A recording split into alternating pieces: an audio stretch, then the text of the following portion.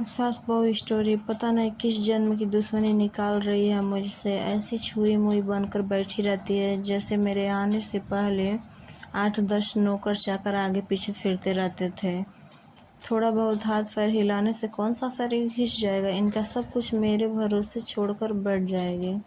बाहर से थक कर आओ और फिर घर में आते ही रसोई में लग जाओ। वंदना खींचते हुए अपना सारा गुस्सा रसोई में बर्तनों पर निकाल रही थी।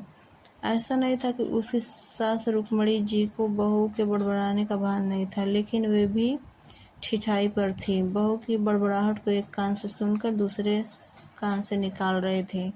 वंदना एक पढ़ी लिखी लड़की थी। उसका सपना था कि वे अपने पैरों पर खड़ी होगी। उसने नौकरी के लिए कई जगह आवेदन भी दे रखा था। इस बीच जब उसके लिए अनिकेत का रिश्ता आया तो उसने साफ साफ कह दिया कि वे शादी इसी शर्त पर करेगी कि शादी के बाद उससे अच्छा नौकरी मिली तो कोई उसे नौकरी करने से नहीं रोकेगा।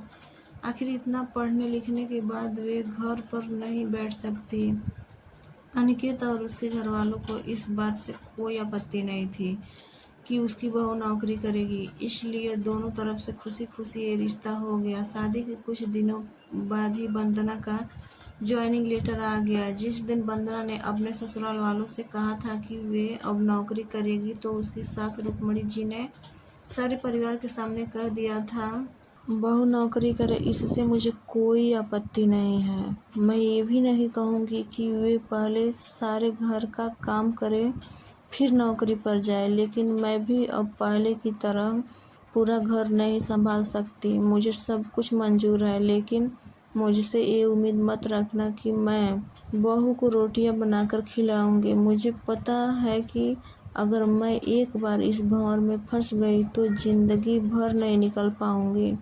उस वक्त सबको रुक्मणी जी की बातें सुनकर हैरानी तो हुई थी। उनके पति ने तो ये भी कहा कि मुझे नहीं पता था कि मेरी सीधी सरल पत्नी भी सास बनते ही अपना रूप बदल लेगी।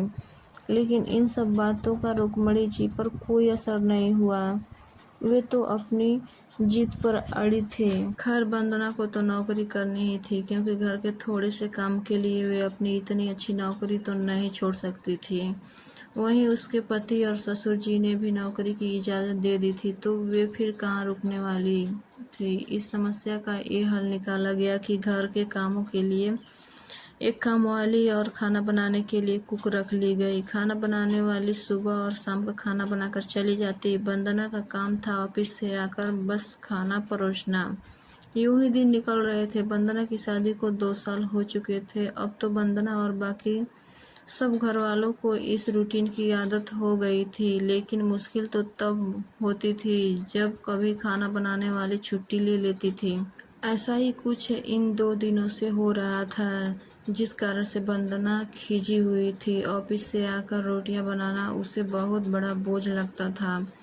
वैसे तो रुक्मणी जी इन दिनों में सब्जियां काट कर बना देती थीं, लेकिन बहू के ऑफिस से आने के बाद रसोई में झांकती भी नहीं थीं। उस समय वंदना को अपनी बैठी हुई सास बहुत चुभती थी। वे बड़बड़ाती रहती और रोटियां बनाती रहती। बाद में अपनी माँ से फ़ोन पर भर भर के शिकायत करती, जिसके बाद उसे थोड़ा सा सुकून मिलता था।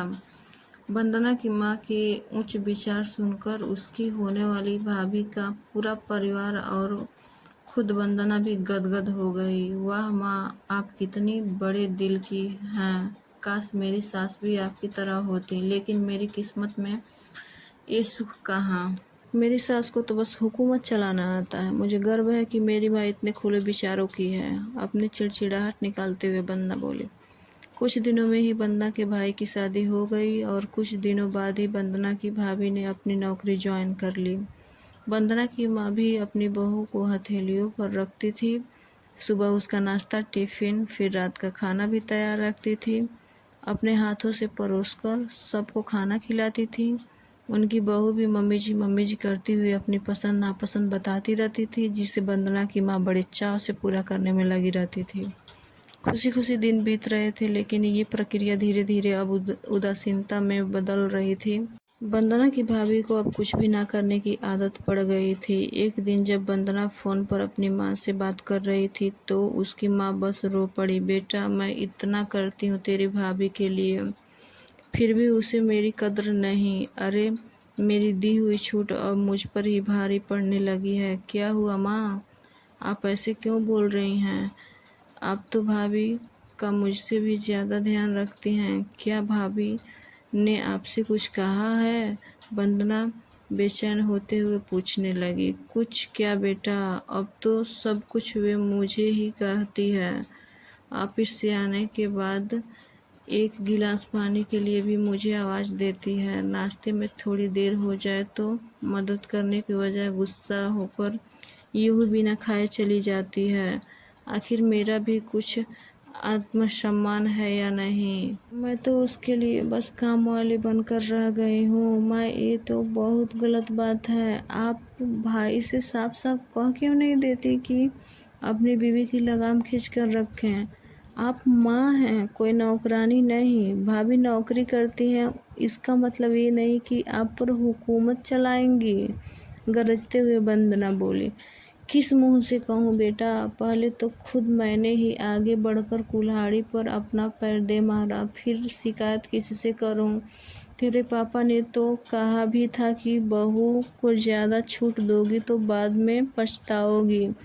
लेकिन मैं ही बड़ाई की भूखी थी जो अपनी बहू को सर पर चढ़ा लिया। एक बात कहूँ बेटा, तू चाहे अपनी सास को कुछ भी कह, लेकिन समधन जी का ये फैसला सही था कि वे बहू को रोटियां बनाकर नहीं खिलाएंगी। एक बार तो सबके नज़रों में बुरी अकखट सास तो बन गई, लेकिन आगे के लिए कम से कम अपना आत्मसम्मान तो बचा लिया। अब ना तो तू उन्हें कोई ताना दे सकती है और ना ही कोई रिश्तेदार। काश मैंने भी शुरू से ही ये घर गृहस्थी की पूरी जिम्मेदारी अपने सिर पर लेने से इनकार कर दिया होता तो आज मेरी ये हाल ना होती। माँ की बातें सुनकर वंदना निशब्द हो गई। भारी मन से उसने फ़ोन रख दिया। बाहर हॉल में आकर देखा तो सास ससुर आराम से बैठकर बातें कर रहे थे। बातें करते करते उसकी सास अपने नाखून पर नेल पेंट लगा रही थी, जिसे देखकर ससुर जी उन्हें चिढ़ा रहे थे। अब बुढ़ापे में ये फैशन करके किसे दिखाओगी? मेरी तो नज़र भी कमज़ोर हो गई है। किसी को नहीं दिखाना है मुझे, मैं तो अपनी खुशी के लिए लगाती हूँ। सारी उम्र तो घर गृहस्थी में उलझी रही, अब अवकाश का वक्त आया है तो अपने शौक तो पूरे कर लूँ। पता नहीं कब भगवान के घर से बुलावा आ जाए। वंदना की सास मुस्कुराती हुई बोली। पता नहीं आज क्यों वंदना अपनी सास की बातें सुनकर चिढ़ नहीं रही थी, बल्कि वे भी मुस्कुरा उठी। सही तो कह रही है मम्मी जी, एक गृहिणी को अपने लिए वक्त ही कब मिलता है। पहले अपने बच्चे को पाल पोस कर बड़ा करो, फिर कामकाजी बहू आ जाए तो उसे और उसके बच्चे को संभालो। काश मेरी माँ ने भी मेरी सास की तरह पहले ही कह दिया होता कि बहू को रोटियां बनाकर नहीं खिला सकती।